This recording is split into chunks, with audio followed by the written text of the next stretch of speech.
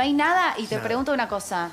¿Abren nuevas industrias ahí? ¿Se controla, digamos, eso? ¿Una habilitación, por ejemplo, a una industria o no? Sí, totalmente. Y en esto sí en esto no coincido con Andrés. El polo petroquímico, primero no vive gente dentro del polo. La gente vive en el barrio de Villa Inflamable, que está lindero al polo. El barrio de Villa Inflamable está siendo objeto de una reconfiguración total, digamos, con un saneamiento del barrio. Hay una propuesta elevada a la justicia, aprobada y autorizada por la justicia, y estamos trabajando en esa línea. El polo petroquímico se ordenó en base al lineamiento de la justicia. Por eso digo, hace 2 meses atrás cumplimos con el ordenamiento territorial del polo, que en nuestra gestión nos tocó simplemente, digamos, terminar un proceso que arrancó hace muchos años. Digo, una política de Estado vinculada a ese tema en particular. Ahora, a las industrias que están en el polo, a las actividades productivas, a las actividades que se realizan en el polo, hay que fiscalizarlas diariamente. De la misma manera que cualquier actividad que uno en un momento le da el apto ambiental, luego la tiene que fiscalizar permanente. Entonces, la fiscalización es permanente, la fiscalización es de manera sistémica y permanente. La readecuación para que el funcionamiento de las actividades productivas cumpla con los parámetros ambientales y sobre todo en materia de vuelco y en materia de emanaciones, es un trabajo en particular. Son 2 cosas, digamos, distintas.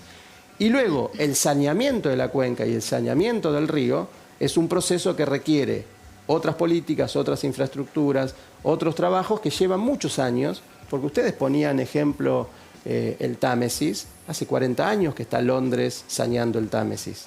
Los saneamientos no se producen en 5 años ni en una década. Por lo tanto, son políticas públicas, políticas de Estado sostenidas durante mucho tiempo. Pregunto desde la ignorancia, el agua del río, él decía, es agua estancada, que no corre. ¿Mejoró eso en nuestro algo? río tiene la particularidad que, coincido con Andrés en esto, un río muy particular, un río de llanura, un río que no tiene escorrentía, un río que además tiene la sudestada del río de la Plata. Nuestro río tiene subidas y bajadas. Por momentos, si uno mira y observa las barreras flotantes para recibir los sobrenadantes que vienen, por momentos la barrera está panseada hacia el río y por momentos al revés, producto del flujo y reflujo del río. Por lo tanto, tiene una dificultad muy particular el riachuelo, digamos, en relación a otros ejemplos que uno puede buscar imitar. Por lo tanto, hay que tener políticas concretas en cuanto al río. Del río se sacaron todos los buques hundidos. Hoy solamente quedan 3 cascos que están en astilleros, digamos, pero los más de 80 barcos, los cascos hundidos, con todos los contaminantes que eso implicaba, fueron removidos en su totalidad. Hoy no hay buques hundidos. Se removieron, las chicas lo decían, se removieron autos hundidos, se removieron todo tipo de desechos que durante décadas se volcaron en el río, hasta que llegó un punto en el cual hoy hay una discusión, y creo que en esto Andrés, como parte del AFAN y el cuerpo colegiado, hay una discusión de si es o no correcto remover los lodos y remover, digamos, los barros del fondo. Por lo tanto, en algún momento tendremos que, como política de Estado, discutir qué hacer con eso. Pero es cierto que tenemos que primero terminar, entendemos, las obras de infraestructuras centrales para que no sigan llegando desechos y vuelcos al río que lo contaminen. El 70-80% son desechos cloacales. O sea, el 80% de la contaminación son desechos orgánicos cloacales. Sí.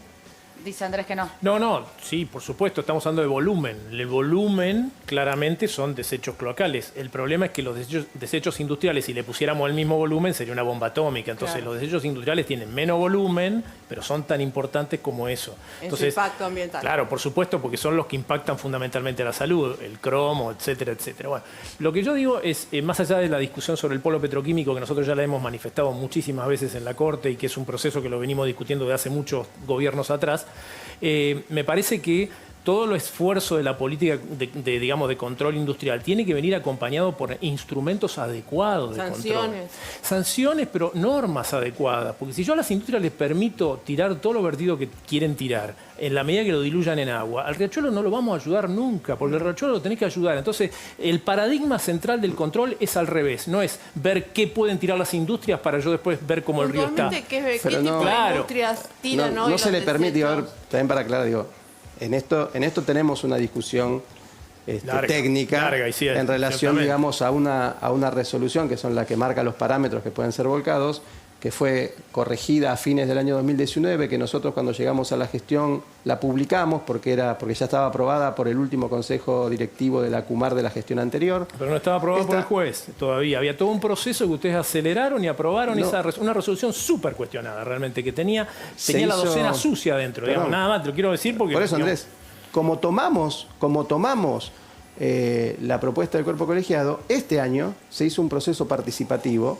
un proceso que llevó 9 meses participativo, en la cual de hecho estuvieron ustedes participando e invitados a hacerlo, para rever justamente esa norma, la resolución 283, que es la que establece cuáles son los parámetros ¿cuántos desechos pueden volcar de vuelco río, que se pueden volcar, y que los que exceden esos parámetros tienen sanciones, tienen multas que pueden llegar a la clausura o a la clausura definitiva.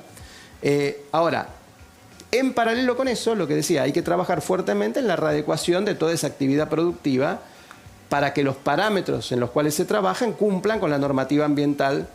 Normativa ambiental que también, como en cualquier sociedad que va avanzando en materia ambiental, es progresivo el cómo uno va ajustando, digamos, los criterios ambientales. Las normas ambientales se van ajustando a medida que se van cumpliendo procesos. ¿Por qué no estamos hablando de esto en campaña electoral? ¿Hablando de qué? De la limpieza de Riachuelo, del polo petroquímico. Mirá, te diría que serán... No, son parte del gobierno, digamos. Sí, obviamente. A ver, lo que hablamos, lo hablamos en los medios, entonces es una buena discusión para los medios. De hecho, yo estoy acá, me invitaron y acá estamos. Daniel, y estamos pero no se ve en la siempre... agenda pública. No está en la agenda pública. Definitivamente, claramente no está en la agenda pública. Es más, hubo todo un movimiento hace unos meses de un montón de personas vinculadas al tema ambiental, académico, etcétera, pidiendo un cupo del tema ambiental en los debates. Por acá supuesto, lo cumplimos el fuego amigo. Perfecto. Por supuesto, nos dimos el lujo de escuchar algún candidato negar lo evidente, pero no está el tema no está. Y cuando hablamos de no está, y cuando decimos política de Estado, es cierto, la CUMAR es el organismo responsable para llevar adelante esto, pero esto no está en el Parlamento, no está en la legislatura de la ciudad, no está en ningún lado. ¿Por qué? Porque, bueno, el Riachuelo sigue siendo una nota de color, sigue siendo el espanto, digamos. A ver, sigue siendo la imagen de los chicos, un día que no tenemos nota y vamos a hacer la nota de color. Bueno, y quiero ir ahí y después con ustedes dos, por eso. Bajémoslo a la tierra, más allá de las personas que viven cerca, que no hay nada que explicarles, pero nos están viendo del otro lado muchísimas personas y dicen, bueno, a mí ¿por qué me tiene que importar que mejore ya el Riachuelo? ¿Por qué me tiene que importar esto que están discutiendo en Fuego Amigo? Primero porque es un eje que vertebra el área metropolitana de Buenos Aires. Es decir, el Riachuelo tiene la desgracia en un país federal de dividir una jurisdicción de otra. Entonces es el lugar de nadie. En otros países los ríos pasan, o los países unitarios, digamos, no hay divisiones de jurisdicción, o en otros países pasa por el medio de una ciudad y tiene otra suerte. Pero acá la historia de los ríos, históricamente ha sido esa, ha sido el lugar de los desechos. Es desde las leyes de Indias que venimos con estos temas. Entonces, el punto es llamarnos la atención de por qué tiene que mejorar el Riachuelo, porque es una situación que no puede seguir así. Es una cloaca a cielo abierto, es un lugar en donde es fácil y gratis tirar los residuos y los costos los paga la sociedad. Primero, las personas en situación de vulnerabilidad. Y por supuesto el Estado que se tiene que hacer cargo de todo esto con todos los millones que sale. ¿Hay datos oficiales sobre cuánta gente se pudo haber enfermado o se enfermó por estar en contacto con el Riachuelo, por vivir cerca? ¿Se sabe o no hay cifras? Datos de enfermedad no hay. Lo que hay es personas en situación de vulnerabilidad. Están más o menos aproximadamente en zona crítica 1.200.000 personas.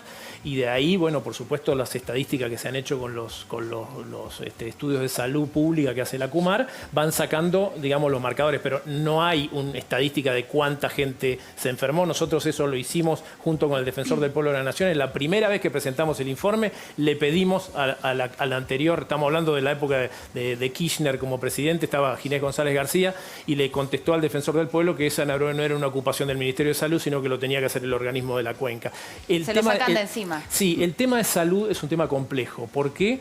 Porque claramente trae responsabilidad y puede llegar a ser abandono de persona, incumplimiento de deberes de funcionario público, etcétera, y siempre se esquiva eso. Pero con el andar del fallo Mendoza cambió la cosa y se han hecho estudios y se han trabajado y se ha avanzado en ese sentido. Ahora quiero volver a la pregunta de qué es el río, por qué el río es importante, y te quiero preguntar a vos, Carmen, ¿qué es el río para vos? Y si, digamos, imaginás un río, no sé, más sano que ahora. Debería.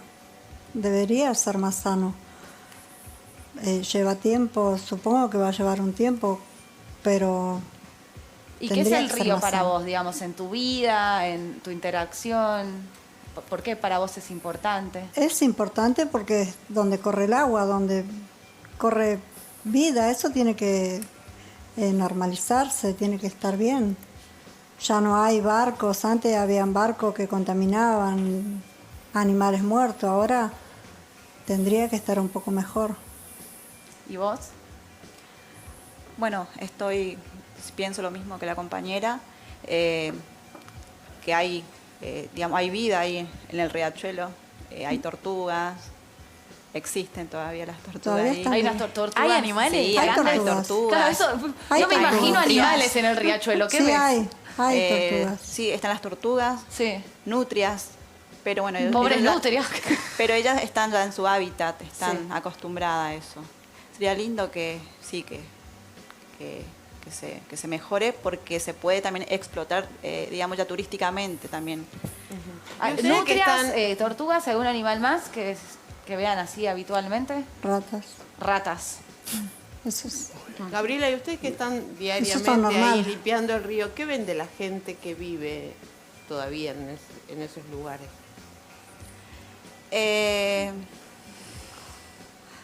¿Qué vemos de la gente que vive ahí? ¿Cómo vive la gente que está ahí?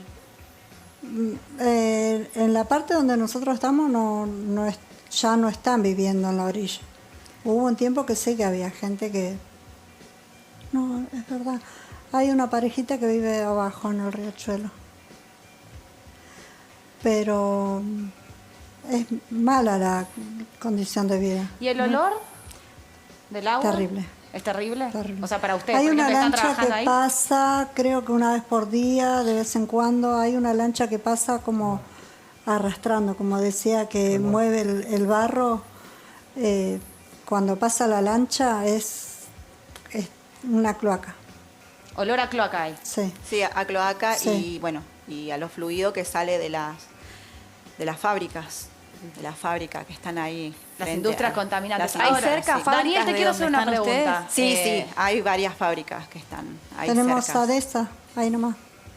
Si todo funciona, digamos, si Septiembre. estas políticas que están llevando adelante de Acumar, que vos estás relatando y que relataste al principio del programa, funcionan, ¿en cuánto tiempo queda saneado el riachuelo? Te vuelvo a decir, a mí me parece que este tipo de políticas no tienen un tiempo, no tienen un plazo previo. Tenemos que asumir que tenemos una política de Estado que tenemos que sostener durante décadas. ¿Pero cuánto puede tardar? Lo que sí tiene tiempos, por eso digo, lo que sí puede uno identificar con tiempos concretos es la culminación de las obras y en todo caso la discusión fructífera sería cuáles son las obras prioritarias, dónde ponemos el eje y cuáles son las obras que se están ejecutando y que se sigan ejecutando aún con los cambios de gobierno. Bueno, para que no los haya... ciudadanos que están mirando, la prioridad pueden apoyar una cosa, otra se escucha poco en la agenda pública, importa más, bueno, ¿cuándo vamos a tener un riachuelo que no esté así de contaminado, que no tenga olor a cloaca? Mirá, a partir de la puesta en marcha del sistema Riachuelo, que intercepta todos los pluviales de la ciudad autónoma, a partir del traslado del mercado de Hacienda, como te comentaba, de Liniers, a partir de la puesta en marcha del Parque Industrial Curtidor en Lanús, a partir de la extensión de las redes de servicio de saneamiento cloacal en Fiorito, en Loma de Zamora y en La Cuba, en Lanús. Con esas obras, solamente con ese recorte de obras, el estado de situación va a ser mucho mejor, porque ya no va a haber desechos cloacales al río, que es en gran parte, digamos, lo que ellas como vecinas de la zona te dicen, y que es lo que cualquiera que vaya es indiscutible. Está, digamos, contaminado por desechos cloacales y tiene ese olor característico, porque además es muy estanco el río. Luego, continuando con la política de fiscalización de los vertidos industriales, que los vertidos industriales estén dentro de los parámetros permisibles, los parámetros que tengan una normativa que de a poco vaya ajustando esa calidad, vamos a ir avanzando entonces una mejora más profunda. Después tendremos otras discusiones, como te decía, si la remoción o no de los barros. Entonces, también habría que identificar qué significa el saneamiento. Nosotros tenemos un objetivo puesto que es el uso 4, lo que se llama uso 4 técnicamente. Bajándolo es que se pueda utilizar el río para actividades deportivas, para navegación deportiva. Eso para, significa el para saneamiento. poder tener. Esa es una primera etapa. O sea, digo, el saneamiento, por eso te digo que hay discusiones que la verdad que no tiene sentido dar. Y por ejemplo, transporte a la ciudad, si la promesa de María Julia de tomar agua del riachuelo. Claro, y la verdad que no, nadie en su sano juicio te puede decir en cuántos años o quién va a tomar agua del riachuelo. ¿Y lo tienen como un proyecto, digamos, a corto o mediano plazo que pueda funcionar para transportar gente? Mira, hoy está en evaluación la posibilidad de pensar en una navegación recreativa. Lo cierto es que para poder hacerlo con seguridad tenemos que llegar al uso 4 de la calidad del agua. Por eso digo que una cosa está asociada a la otra. Hoy la navegación está prohibida, la navegación solamente hoy la puede hacer la prefectura, la CUMAR y los equipos de limpieza de la CUMAR y de la Ciudad Autónoma.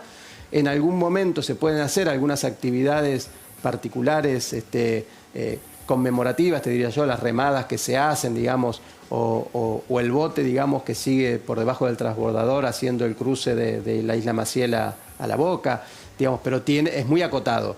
Cuando uno piensa en abrir, como está planteando la navegabilidad, hay que tomar ciertos otros recaudos que en algún momento se va a poder hacer. Hay que avanzar en estas obras. Espero vivir para verlo. A ver, Andrés.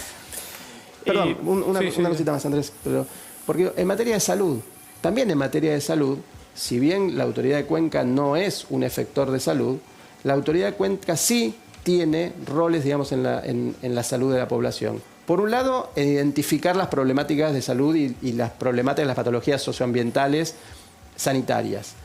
Pero también la Autoridad de Cuenca tenemos 16 unidades sanitarias ambientales en los municipios. Se construyó el Hospital de Cañuelas, el Hospital de Cuenca Alta, lo construyó la CUMAR. Se hace, digamos, un trabajo sistémico de contralor de la calidad del agua, de la calidad de los vertidos y de los efluentes, que hoy, obviamente, no nos gustan los resultados que arrojan, pero hoy se sabe qué es lo que pasa. Hace 10 años no se sabía, no se contaba con esa información. Por lo tanto, se puede empezar a direccionar, digamos, las políticas sanitarias. Hay 386 personas identificadas con plombemia y con seguimiento del sistema sanitario para su sanidad. Hay, digamos, acciones concretas, efectivas, puntuales, que es una a una, que es con cada familia, con cada afectado, que no son, obviamente, visibles a simple vista, que tienen que ser parte, digamos, de este proceso multifacético que se hace y que todos los días lo hacemos. Como trabajan ellas todos los días en las márgenes, trabajamos desde el organismo en todas estas tareas y funciones.